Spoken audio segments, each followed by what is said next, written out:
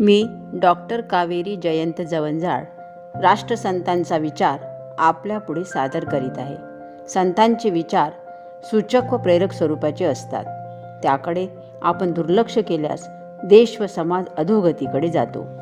याची प्रचिती आजही आपणास प्रत्येक क्षेत्रात येत आहे. प्रत्येक क्षेत्रात नैतिक मूल्ये घसरलेली आहे. आज देश संतांच्या मूल्यांवर व विचारांवर टिकून आहे.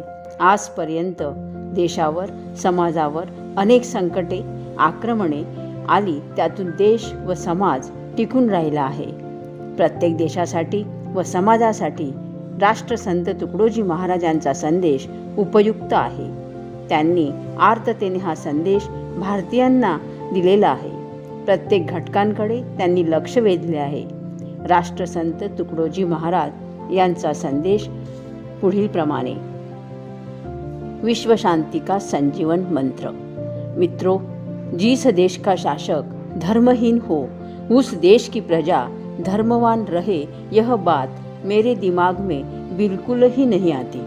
जिस देश का शासक अपने चरित्र नियमों से गिर जाता है, उस देश की प्रजा चारित्र्यवान हो, यह बात मेरे मन में जचती ही नहीं. जिस देश का शासन अपनी सेना बढ़ाने, गुप्तचरों का विस्तार करने और शस्त्रादि के निर्माण में असमर्थ हो, उस देश में शत्रु नहीं घुसेगा, यह संभव ही नहीं है. जिस देश का शासन उसके खाद्यान्न की स्थिति सुधारने में दिलचस्पी लेकर उसे स्वावलंबी नहीं बनाएगा, उस देश को किसी का नमक हराम बनने के सिवा और चारा ही नहीं है, और इसी से वह अपना तेज खो देता है तथा देश में भिखारीपन को बढ़ाता है.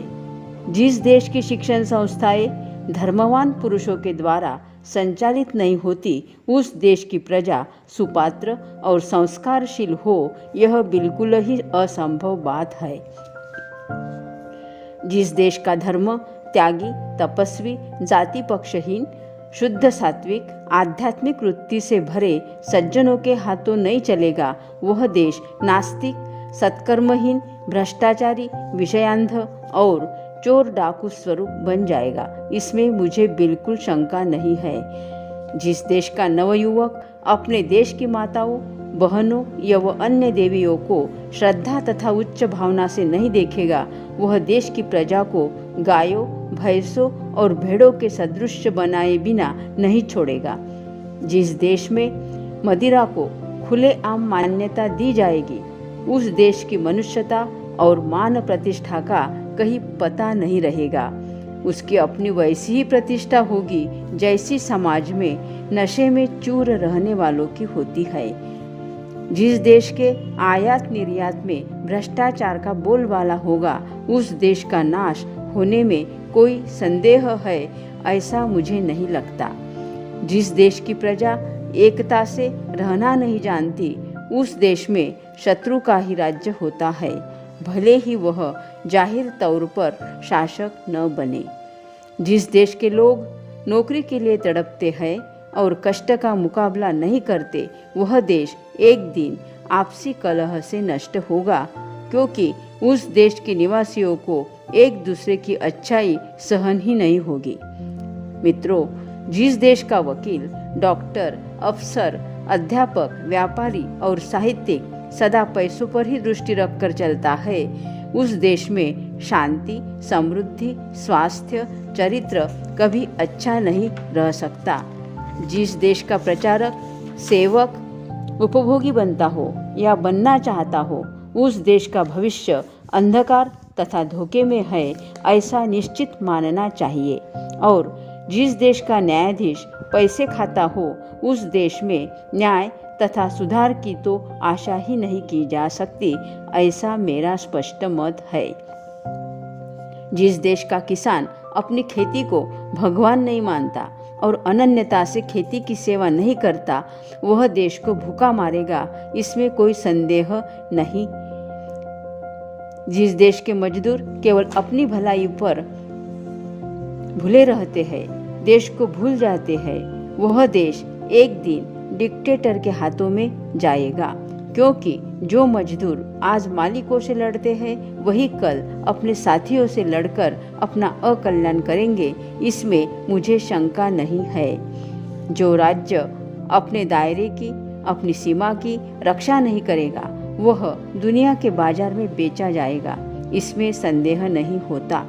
जिस देश के धर्म का या दान का पैसा गरीब जनता की प्रगति या धर्म संस्कारों के प्रचार में न लगकर केवल महंतों, मंडलेश्वरों या साधुओं के मठ मंदिरों में उनकी सुविधा सेवा में ही व्यय होता है, उस देश के धर्म का नाश तीव्रता से होगा, इसमें कोई संदेह नहीं दिखता। जिस देश के बालकों पर देश के नेता, शासक, साधु, पंडित आदि देखरेख नहीं रखते, उस देश के लड़के बंदर के समान भोगी, रोगी, लुटेरे एवं देश नाशक ही होते हैं, यह मानी हुई बात है।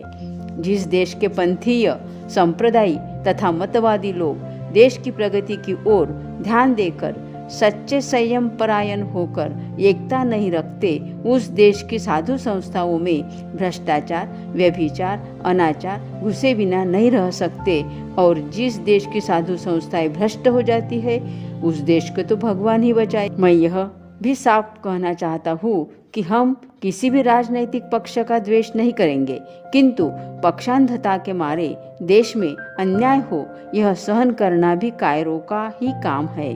वे ऊर्ध्वगामी या प्रगतिपंथी नहीं हो सकते। क्या आज का जमाना यह कार्य करेगा? अरे भाई, नहीं करेगा तो मरेगा। ऐसी मुर्दा शांति किस काम की जिसमें तेज, ओज और सत्य न हो। मैं लोकशाही का पूर्ण साथी हूँ, परंतु वह लोकशाही किसी पक्ष, पंथ, संप्रदाय अथवा जातीयता या धर्मांधता से निकली हुई न हो। उसे शुद्ध विचारवान तथा मानवतावादी ही होना चाहिए। उसमें अन्याय के प्रति अप्रतिकार करने की वृत्ति या ढब्बूपन भी न हो।